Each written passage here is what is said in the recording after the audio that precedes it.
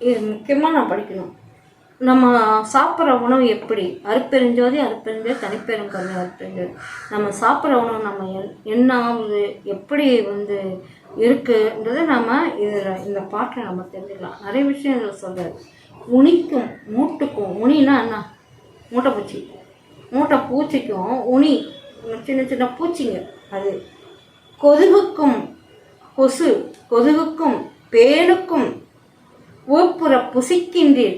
அதுங்களாம் சந்தோஷமாக இருக்கிறதுக்கு, மூட்டைப்பூச்சி, பேனு, கொசு இதெல்லாம் சந்தோஷமாக இருக்கிறதுக்கு நம்ம சாப்பிட்றோம் பாருங்க, அசைவ சாப்பாடு, கறி, மீன், முட்டை. நாம் நினச்சிக்கிறோம் சுத்தமாக இருக்கணும். எவ்வளோ உடம்பு எவ்வளோ ஒரு கேவலமாக இருக்குது பாருங்கள் நம்ம சாப்பிட்ற உணவு. அதுதான் சன்மார்க்க உணவு கூட நமக்கு பார்த்து பார்த்து பயந்து சாப்பிட வேண்டியதாக இருக்குது. அந்த உனிக்கும் மூட்டுக்கும், மூட்டைப்பூச்சிக்கும், உனிக்கும், பேனுக்கும், கொசுவுக்கும் ஊப்புற புசைக்கின்றேன். துணிக்கும் காசுக்கும் சோற்றுக்கும் ஊர்தோறும் சுற்றி அலைகின்றோம்.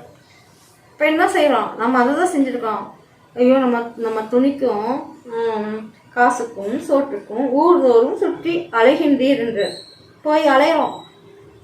ஐயோ துணி வாங்கணும், காசு வேணுமே, சோத்துக்காக அலையிறோம். நம்ம ஊர்தோறும் சுற்றி அலையிறோம். நமக்கு இன்னும் சம்பாதிக்கணும், இன்னும் கஷ்டம், இன்னும் நம்ம சொத்து சேர்க்கணும்னு நம்ம அலையிறோம். அப்புறம் பிணிக்கும் பீடைக்கும் உடல் உளம் கொடுக்கின்றோம். நம்ம என்ன செய்கிறோம், நோய்க்கு, பிணி, நோய், கஷ்டம், துன்பம் இதுக்கெல்லாம் என்ன செய்கிறோம், பீடை, நம்மளை சுற்றி பீடை. எப்படின்னா அதான் சொல்கிறோம், சுத்தபத்தம் நம்ம சாப்பிட்ற உணவு நம்ம அகத்தையும் சுத்தமாக வச்சுக்கணும். வெளிப்புறத்தை எப்படி வச்சுருக்கோம், பிணி, நோய், வறுமை, கஷ்டம், துன்பம். நோயிலே பெரிய நோயெலாம் இருக்குது, தொழில் நோய், எவ்வளோ நோயெலாம் இருக்குது. அந்த நோய்க்காக நம்ம சம்பாதிக்கிறோமா, அது பிணிக்கும் பீடை. அவ்வளோ பாவங்கள் நிறைஞ்ச இடம், நிறைஞ்சு போய் இருக்கிறோம். நம்ம உடல் உளம் நம்ம உடலையும் உள்ளத்தையும் அதுக்கு போய் கொடுக்குறோமா சம்பாரிச்சு. அந்த பேனுக்கும் கொசுவுக்கும் எறும்புக்கும் கொசுவுக்கும் பிணிக்கெலாம் அந்த இதை கொடுக்குறோமா சொல்கிறாரு பாருங்க. உடலை கொடுக்குறோம். பேதையாக இருக்கிறோம் நம்ம பெண்கள், பேதையீர். நல்லோர்கள் பணிக்கும் வேலை செய்து உண்டு அம்பலம் பருவதற்கு இசையீர் என்றார். நல்லோர்களிடம் எவ்வளோ பேர் இருக்காங்க, சன்மார்க்கங்கள் எவ்வளோ பேர் இருக்காங்க, சித்தர்கள் எவ்வளோ பேர் இருக்காங்க. அவங்களெல்லாம் போய் நம்ம நோக்கி நம்ம போய் அவங்ககிட்ட போய் நம்ம அவங்களுக்கு பணிவாக வேலை செஞ்சு அவங்களோட ஆசீர்வாதம் நம்ம பெறணுன்றார். இப்படிலாம் நம்ம சாப்பிட்டு போய் ஓடிக்கிட்டே இருக்கிறோம். அங்கே காசு சம்பாதிக்கலாமா, இங்கே காசு நம்ம காசு வாங்கணும், இத்தை வாங்கலாமா, அத்தை வாங்கலாமா, நோயும் சேர்த்து எல்லாத்தையும் வாங்கிக்கிறோம். சாப்பிட்ற உணவை அது ஃபாஸ்ட் ஃபுட்டு கண்டபடி நம்ம உணவு சாப்பிட்றோம். அது என்ன செய்யுது, தேன் தலையில் பேன் தான் வரும், சுற்றி கொசு தான் வரும். நம்ம சாப்பிட்ற உணவு நம்மளை விடுமா, என்ன செய்யணும், அது வேறு பேட்டை வச்சு நடிக்கிறாங்க எல்லாம். ஐயோ நம்ம முடியல சொன்னா அந்த பக்கத்துலேயே அப்படி தான் பண்ணுவாங்க. பாதுகாட்ட பயந்து தான் ஓடிடணும். நம்ம சன்மாவளங்கன்னா நம்ம சுத்தமாக இருக்கணும்னா இதெல்லாம் தவிர்க்கணும். அப்போ இந்த நம்ம பேனுக்காக சாப்பிட்றோம், அதெல்லாம் உணரல. உலகில் இருக்கிறவங்க யாருக்கும் உணரலை. நம்ம சாப்பிட்றதுனால மருந்துலாம் போட்டு நல்லாயிடும், பூச்சி போட்டுலாம் வராதுன்றாங்க. ஆனால் இருக்க புளிச்சு போய் தான் கிடக்குது, புழுவாயிடுது. உடம்பு ஒரு சின்ன கட்டி வந்தாலும் சிரமம் வந்தாலும் புழு கொட்டும். நான் பார்த்துருக்கேன். என் பசங்களாம் அதை சுத்தம் பண்ணுவாங்க, போய் அவங்களுக்காக ஹெல்ப் பண்ணுவாங்க, உதவி செய்வாங்க. அந்த மாதிரி நிறைய நாங்கள் பார்த்துருக்கோம், அதெல்லாம் செஞ்சோம். அதனால தான் நம்ம சாப்பிட்ற உணவு நமக்கு உடம்ப வீணடிக்குது. பிணி, நோய், கஷ்டம், துன்பம், வலியை பொறுக்க முடியுமா, மாரடைப்பு வந்தால் செத்துடுறோங்க. அதுதான் உடம்பை யோகா செஞ்சு அசுத்தத்தை நீக்கி சுத்தமான உணவுகளை உட்கொள்ளணுன்றார். முடிஞ்ச அளவு வியர்வை வராதுன்ற வளர சுத்த சன்மார்க்கங்களுக்கு வியர்வை வராது, உடம்பு ஆரோக்கியமாக இருக்குன்றது. உணவு விஷயத்தில் ரொம்ப உஷாராக இருக்கணும். நம்ம சாப்பிட்ற உணவு நம்மளுக்கு பாதிக்கக்கூடாது, நம்ம நோய் வரக்கூடாது, வலி வரக்கூடாது, வேதனை, வலி இதெல்லாம் தாங்க முடியுமா? இந்த வலியை வேதனை தாங்க பாருங்களேன். எவ்வளோ பேர் கொடுமையை அனுபவிச்சுட்டு இருக்காங்க அறியாமையால். சன்மார்க்கம்னா என்னன்னு தெரியாமல் ஆனால் வராங்க. ஆனால் வள்ளலார் கோயில் அவ்வளோ பேர் வராங்க, வர ஆரம்பிக்கிறாங்க. தெரியுது, தெரியாமல் பயப்படுறாங்க. நம்ம சாப்பிட்ற உணவு நின்றுடும். இதுதான் நிறைய பேர் தப்பு செய்கிறாங்க. நம்ம சாப்பிட்றது வந்து வள்ளலார் வந்து அதை விரும்ப மாட்டார். அவங்களால அதுலேருந்து வந்து சன்மார்க்கத்துக்கு வரணும்னா இதெல்லாம் விட்டால் தானே, ஆடு மாடு கோயிலெலாம் விட்டால் தானே சன்மார்க்கத்துக்கு வர முடியும், வள்ளலார் கோயிலுக்கு வர முடியும். ஆனால் வராங்க, கொஞ்சம் கொஞ்சமாக மாறுறாங்க. அதுதான் சன்மார்க்கம் விளங்கும். உலகமே சன்மார்க்க காலம் எப்போது விளங்கும்? ஐயாட்ட நம்ம என்ன பண்ணணும்? அவரே கேட்குற எக்காலம் வரும்ன்ற, எக்காலம் சன்மார்க்க விளங்குறது எக்காலம்ன்ற. அதுதான் சொல்ல, உனிக்கும் மூட்டுக்கும் கொதுவுக்கும் தேனுக்கும் ஓப்பர புசிக்கின்றி துணிக்கும் காசுக்கும் சோற்றுக்கும் ஊர்தோறும் சுற்றி போய் அலைகின்றேன். பிணிக்கும் பீடைக்கும் உடல் உளம் கொடுக்கின்ற உடலையும் உள்ளத்தையும் கொடுக்குறீங்க. பேதையை நல்லோர்கள் பணிக்கும் வேலை செய்து, நல்லோர்கள் இருக்கிற உங்களுக்கு பணிகள் செய்து வேலை செய்து உண்டு தம் பலம் பெறுவீர். பரவுவதற்கு செய்கிறேன்றார். பலம் பெறணும்னா என்ன பண்ணோம்? நல்லோர்கள் இருக்கிற இடத்துக்கு, எழுந்த அருள் உள்ள இடத்துக்கு நம்ம போய் அவங்களோட அருளை பெறணுன்றார். எவ்வளோ ஒரு எப்படி சொல்கிறார் பாரு. அதை விட இன்னொன்று சொல்கிறார் பாருங்க, இன்னொரு பாட்டில். ஐயா எல்லாத்தையும் கம்ப்ளீட்டாக எழுதி வச்சுருக்காரு. இந்த காலத்தில் என்ன நடக்குதுன்றதை கூட ஐயா வள்ளலார் வந்து புக்கில் எழுதி வச்சுருக்காரு. இதை தான் புரிஞ்சிக்கணும். 6ஆம் திருமுறைன்றது சாதாரண 6 திருமுறைகள் எழுதியிருக்காரு, உரைநடை பகுதி. அதில் எல்லா விஷயங்களும் அடங்கியிருக்கு. படித்தாதான் நமக்கு அது புரியும், படிக்காமல் ஒன்றுமே புரியாது. அப்படின்னு ஒன்று சொல்லப்பாரு. மழுவுக்கும் ஒரு பிடி சோறு அளிப்பதன்றி இருப்பிடி ஊன் வழங்கில் இங்கே உழவுக்கும் முதல் குறையும் என வளர்த்து ஆங்கு அவற்றை ஓஹோ பேயின் விழவுக்கும் புலால் உண்ணும் விருந்துக்கும் மருந்துக்கும் மெலிந்து மாண்டார் இழவுக்கும் இடர்கொடுங்கோல் இறை வரிக்கும் கொடுத்து இழப்பர் என்னே அப்படின்றார்கள்.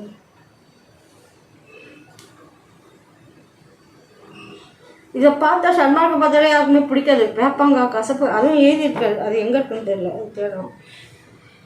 இதை பார்த்தாலே வள்ளலாரோட நெறிகளை பார்த்தாலே, சன்மார்க்கம் பார்த்தாலே வேப்பாங்க கசப்புன்றாரு.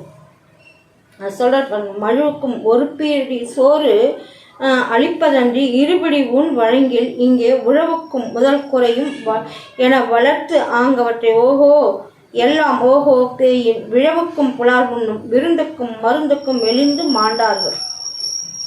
ஒரு பிடி சோறு கூட கொடுக்க மாட்டாங்க மக்களுக்கு. ஐயோ கஷ்டப்படுறாங்க. ஆனால் இவங்க நல்லா சாப்பிடுவாங்க, எல்லாம் செய்வாங்க. ஆனால் என்ன செய்யும்? முதல் குறையும் என வளர்த்து ஆங்கவற்றை ஓஹோ இழவுக்கும். நம்ம அந்த உடம்பை என்ன பண்ணுறோம்? இந்த உடம்பை பகுத்தறிவு இல்லாமல் இந்த உடம்பு என்ன சொல்கிறோம்? இழவுக்கும் புலால் ஒன்றும் விருந்துக்கும். அந்த புலால் கறி மீன் முட்டை இதெல்லாம் சாப்பிடாம இருக்கவே மாட்டாங்க. அதெல்லாம் சாப்பிட்டு என்ன செய்யும்? அந்த விருந்துக்கும் மருந்துக்கும் மெலிந்து மாண்டார். செத்து தான் போகிறாங்க. என்ன செய்வாங்க? இதெல்லாம் நல்லா சாப்பிடுவாங்க, முடிஞ்செல்லாம் நல்லா சாப்பிடுவாங்க. அதுதான் அவங்கள கண்ட ஒதுங்கி போகிறது நமக்கு நல்லது. எதுக்காக சொல்கிறேன்னா வச்சுங்க, சன்மார்க்கம் விளங்கணும். துன்மார்க்கங்களை கொண்டு அவங்க என்ன பண்ணுவாங்க? தலைகீழ மாறிடுவாங்க. ஏன்னா அனுபவத்தில் நான் அனுபவிச்சிருக்கேன். அவங்க நல்லா போயிடுவாங்க. கடைசி என்ன பண்ணுவோம்? ₹1 காசு வாங்குறத கூட பயப்படணும் அவங்களாம். அவங்க பாவத்தை நம்மளுக்கு, ஆனால் அதான் பாவத்தை கொண்டாந்து தள்ள கட்டிடுவாங்க. அதுதான் நம்ம ஜாக்கிரதையாக இருக்கணும். அப்போ என்ன செய்வாங்க? மாண்டு போகிறாங்க, பாடையில் ஏறிடுறாங்க. ஐயா அதெல்லாம் அழகாக எழுதி வச்சுக்காரு. இவ்வளோ உடம்ப வச்சுட்டு கண்டபடி சாப்பிட்டு கடைசியில் என்ன ஆயிடுது? செத்து தான் போகிறாங்க. அதுதான் பணம் இருந்து என்ன பண்ணுறது சொல்லுங்க பார்ப்போம். காசு பணம் வீடு வாசல் சொத்து சோகம் சொத்துன்னு போய் அதில் ஆளாக பறக்கிறாங்க. கடைசியில் என்ன பண்ணுறாங்க? செத்து போகிறாங்க. அதான் சொல், இழவுக்கும் இடர் கொடுங்கோல் இறை வரிக்கும் கொடுத்து இழப்பர் என்னன்னு. உடம்ப எவ்வளோ அசுத்தமாக வச்சுருந்து அந்த உடம்பே விட்டு கடைசியில் செத்து போகிறாங்க. அப்புறம் எதுக்கு இந்த உடம்பா? சாதாரண விஷயம் இல்லை, கற்பங்களும் ஒரு கற்பமாகுமா? இந்த உடம்ப விட்டு நம்ம செத்துட்டோம்னு வச்சுக்கோங்கன்னா, இனி இந்த பிறப்பு மனித பிறப்பு எடுக்கணும்னா ஒரு கற்ப காலம் ஆகும். அப்போ ஆடு மாடு புழு இந்த மாதிரிலாம் பிறப்பு எடுக்கணும். தாவர வகைகள் கள்ளிச்செடியாக பிறப்பாங்க. எவ்வளோ பெரிய கஷ்டம் பாருங்க. இந்த மாதிரி பிறவிகள் எல்லா பிறவையும் எடுத்து கடைசி பிறவி தான் மனித பிறவி. இந்த அதுக்கு தான் வள்ளலார் தலைப்பாடாக அடிச்சுக்கிறாரு, அதி தீவிரத்தில் இருக்கிறாரு. இந்த உடம்ப விட்டுறாதீங்க, இந்த உடம்ப ஜாக்கிரதையாக பார்த்துங்க, இதெல்லாம் சாப்பாடு வந்து சாதாரண இந்த சாப்பாடு விஷயத்தில் ஜாக்கிரதையாக இருங்க, கண்டபடி சாப்பிடாதீங்க, பசித்து சாப்பிடுங்க, வயிறை காலியாக வச்சுக்கிங்க, சாப்பிடுங்க, நல்லா சாப்பிடுங்க, ஆனால் பசியோடு இருக்கணும், நல்லா பசி எடுத்து சாப்பிடணும், இறை சிந்தனையில் இருக்கணும். நமக்குள்ளே இறைவன் இருக்கிறார், அவர் நமக்குள்ளேருந்து சாப்பிட்றன்னு நினச்சி நீங்கள் சாப்பிடுங்க. அந்த ஃபோன் பார்த்துக்கிட்டு இது பார்த்துட்டுலாம் சாப்பிடக்கூடாது. இறை சிந்தனையில் அந்த உணவு போக போக நம்ம உடம்பு பிரகாசமாக இருக்கும். நம்ம உணரணும், உணர்ந்து உணரா தெரியுங்க. அதெல்லாம் நம்ம அடையணும். அதை விட நான் பட்ட பாடு ஒன்று சொல்கிறேன் பாருங்க, அது நல்லா இருக்கும்.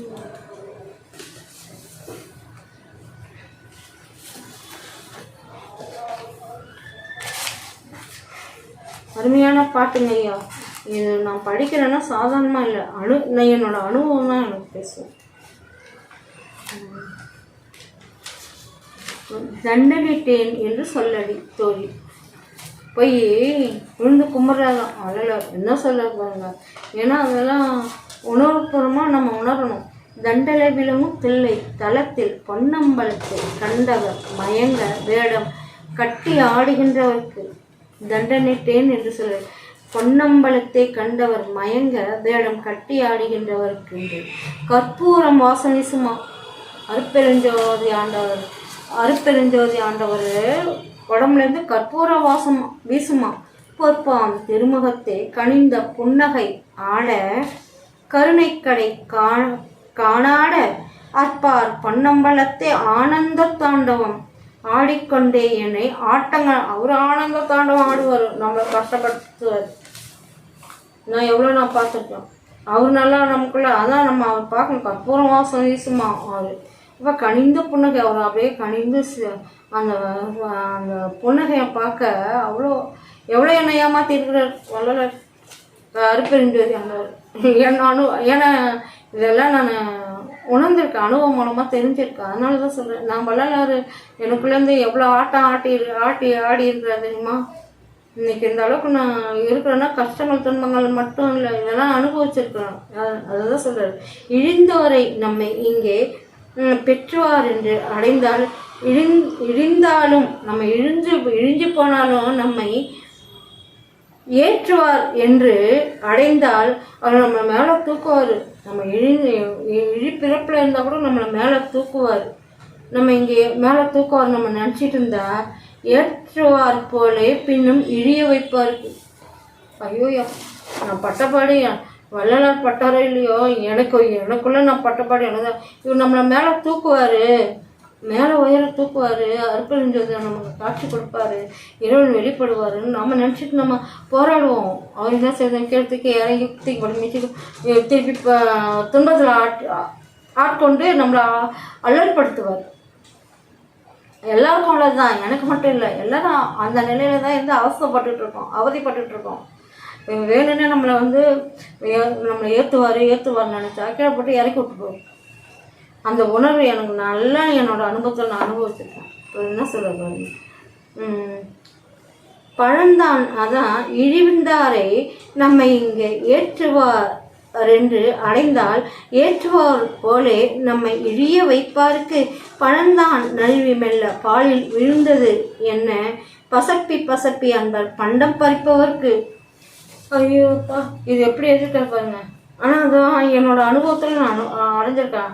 எல்லாம் நமக்கு கொடுப்பாரு வள்ளலார், நல்லா மேலே தூக்குவார், எல்லாருக்கும் நம்ம நல்லா செய்வோம். நம்ம நினச்சா அடி மேலே அடி, குத்து மேலே குத்து, உததான் இருக்கிற பொருளையும் பறிச்சுக்குவார்.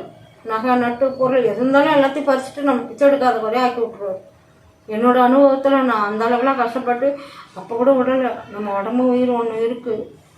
என் பையன்கிட்ட அதான் நான் சொல்லுவேன், எவ்வளோ கஷ்டம் இருந்தாலும் இந்த உடம்பையும் உயிரும் விட்டுறக்கூடாதா, அது முழுசு அது நம்ம அந்த ஒன்று இருக்குது, அதை நம்ம முழுசாக ஆக்கணும்னா இறைவன் நாளில் பெறணும். நம்ம ஏமாற்றுவார், இப்படியாகவும் இருப்பார், கடைசியில் எல்லாமாவும் இருப்பார், அவர் எதிரியாகவும் இருப்பார், நல்லவராகவும் இருப்பார். எல்லாம் இறைவன் விளையாட்டு, அருள் செயல். அவர் செய்கிற செயல் எல்லா துன்பங்களும் எல்லா கஷ்டங்களும் எல்லாமே வரும். ஆனால் அதெல்லாம் சரி பண்ணணும்னா கவனமாக ஜாக்கிரதையாக இருக்கும். ஏன்னா அனுபவத்தால் இருக்கிற பொருளை கூட பிடுங்கிட்டு பிச்சை எடுக்கக்கூடாது. நானும் அனுபவிச்சிருக்கேன், நிறைய அனுபவிச்சிருக்கேன். துரத்தி விட்டு திரத்தி கோயிலில் கூட நான் படுத்து இருந்திருக்கேன். அந்த மாதிரிலாம் அனுபவிச்சிருக்கேன். அப்போ கூட ஒழுக்கத்தை விடலை, ஒழுக்கத்தை கடைபிடிச்சிட்டு அவ்வளோ ஒரு கஷ்டத்தில் இருந்தேன். ஒழுக்கம் மட்டும் விட மாட்டேங்க, ஒழுக்கத்தை அவ்வளோ ஒரு ஜாக்கிரதையாக இருந்தால் மரியாதையாக நம்ம இருக்கோம் இங்கே. அப்புறம் இழிந்தாலும் இது படிச்சுட்டோம். வாழ்ந்தாரை மேன்மேலும் வாழ செய்பவருக்கு மாசு பறித்தவர் கையில் காசை பறிக்கின்றவருக்கு தாழ்ந்தாரை அடிக்கடி தாழ காண்பவருக்கு தானாகி நானாகி தனியே நின்றவருக்கு. அதனால தான் நிறைய பேர் செத்துடுறாங்க. எல்லாம் கிடைக்குது, எல்லாம் இது பண்ணால் சன்மார்க்க அன்பார்களாலே அடைய முடியாத நிலையில் நம்ம இருக்கிறோன்னா இவர் பண்ணுற விளையாட்டு கூத்து தான்.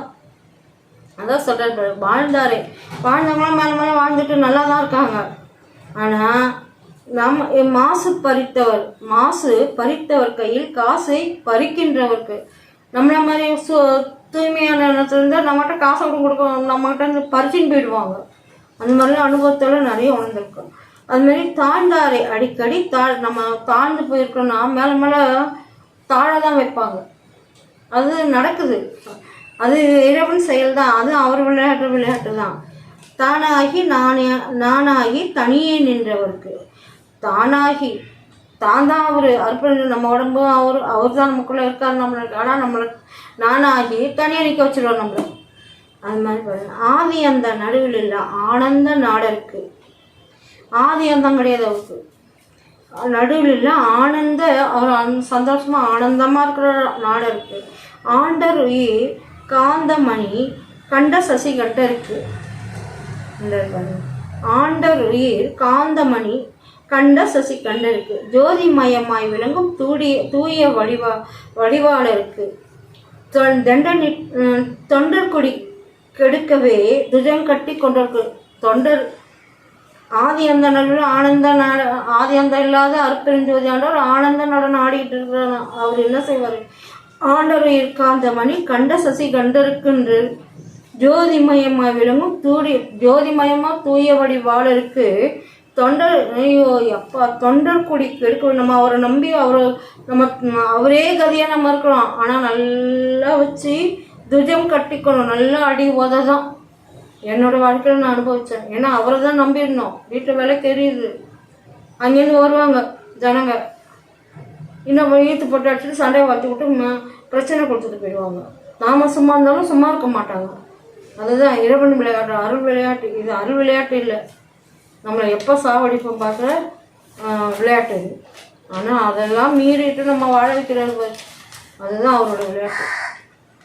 பாட்டுக்காசைப்பட்டு முன்னம் பறவை தன் வாயிலில் போய் பண்புரைத்து தூதன் என்று பட்டம் கட்டி கொண்டவர்க்கு. வீட்டுக்கு ஆசைப்படுவோரை வீட்டை விட்டு துரத்தியே வேட்டாண்டி உலகில் ஓட்டாண்டி ஆக்குவர்க்கு. நம்ம நினைக்கிறோம் செத்துட்டா நம்ம ஓட்டாண்டி தான், உயிர் போச்சுன்னா ஓட்டாண்டி தான், எல்லாம் இருக்குது அந்த மாதிரி. ஆனால் நானும் அனுபவிச்சிருக்கேன். அடித்து வதச்சி வீட்டை விட்டு துரத்தி கோயிலெல்லாம் எத்தனை நாள் படுத்துருக்கேன். அந்த மாதிரி வீட்டை விட்டு துரத்துருவாங்க நம்மளை. என்னோடய வயசில் நான் சின்ன வயசில் அப்படி தான் போய் பசங்களாம் போய் அழுதுன்னு உடனே கூப்பிட்டு வருவாங்க பசங்க. ஃபஸ்ட்டு நம்ம வீட்டை கூட நம்மளை துரத்தி விட்டுருவாங்க. அதுக்காக இதை நான் படிக்கிறேனே என்னோட அனுபவத்தில். வீட்டை விட்டு துரத்தி ஓட்டாண்டி ஆக்கி தெருவில் பிச்சை எடுக்காத வகை நம்மளை உட்கார வச்சுருவாங்க இந்த வலையில். அவரோட வேலையாக தான். அப்போ அறிவு இல்லை, எப்படி புரிஞ்சிட்டு வாழணுன்ற அறிவுத்தன்மை இப்போ இருக்கிற அறிவாவது அப்போ கிடையாது. அந்த மாதிரிலாம் அனுபவிச்சிருக்கோம். அந்த அனுபவம் தான் இன்றைக்கி நம்மளை இந்த அளவுக்கு பேச வைக்கிது. அதனால தான் ஜாக்கிரதையாக இருக்கணும். நம்ம நினைக்கிறோம் நம்மளை தேர்த்தி அதுலேருந்து தப்பிச்சு எப்படியே வந்து வாழ்ந்துட்டுருக்கோம். உயிர் வச்சுருக்கோங்க, அந்த உடம்பு வச்சுட்டு வாழ்க்கை வாழறவங்க உடம்பு விட்டு உயிர் போச்சுன்னா என்ன செய்வாங்க? ஓட்டாண்டியாகி ஊடுன்ற உடம்பையே விட்டுடுறோம் இல்லைங்களா? அதை நம்ம சிந்திக்கணும் இல்லையா? அதுதான். அப்புறம் தாய் வயிற்றில் பிறவாது தானே முளைத்தார். தாய் வயிற்றில் பிறக்கலையாம், தானே முளைச்சாராம். ஜாதி குலம் அறியாது தாண்டவம் ஜாதி குலம் அவருக்கு தெரியாது, மதம் ஜாதி குலம் அறியாது தாண்டவம் செய்கின்றவருக்கு ஏய தொழிலாளரும் என்பிரான் நாயருக்கு ஏமாந்தவரை எல்லாம் ஏமாற்றும் ஈசருக்குன்றது. தண்டனைட்டேன் என்று சொல்லி ஏமாந்தவங்க இன்னும் நம்ம ஏமாந்துட்டு தான் இருக்கோம். நம்மளை ஏமாத்திட்டு இருக்கிறார் இந்த ஈஸ்வர் பெருமாள். அவருக்கு நான் தண்டனைட்டேன் என்று சொல்லது. இது அவ்வளோ ஒரு விளக்கம் இருக்குது. அதனால தான் ரொம்பவும் கவனமாக படியேறி கொஞ்சம் கொஞ்சமாக படியேறி இறைவனரில் பெறணும். அதை நம்ம அந்த முயற்சியிலே இருக்கணும், செய்வகையிலே இருக்கணும். அப்போ தான் இறைவனரில் பெறணும். ஏமாந்து விட்டுறாதீங்க. இப்படியெல்லாம் இந்த இறைவன் நம்மளை இப்படியெல்லாம் யார் மூலமாக செயல்படுத்தி அவங்க நமக்கு தொல்லை கொடுத்துடுவாங்க. ஜாக்கிரதையாக உடம்பை பார்த்துட்டு தெம்பாக இருக்கணும், ஆரோக்கியமாக இருக்கணும், நல்ல ஸ்ட்ரென்த்தாக இருக்கணும், வீரநடை நம்ம உடம்புல இருக்கணும். துன்பத்தை தொலைச்சி தூக்கிப்பட்டு மிதிக்கணும். துன்பம்லாம் வந்ததுன்னா பயந்து ஒடுங்கிடக்கூடாது, நடுங்கக்கூடாது மனசு. அதெல்லாம் சிந்திக்கணும். நம்ம சாதாரணமாலாம் நம்ம வச்சில்லை. அதுதான் அந்த பயன்றது பூஜைன்றது வளர.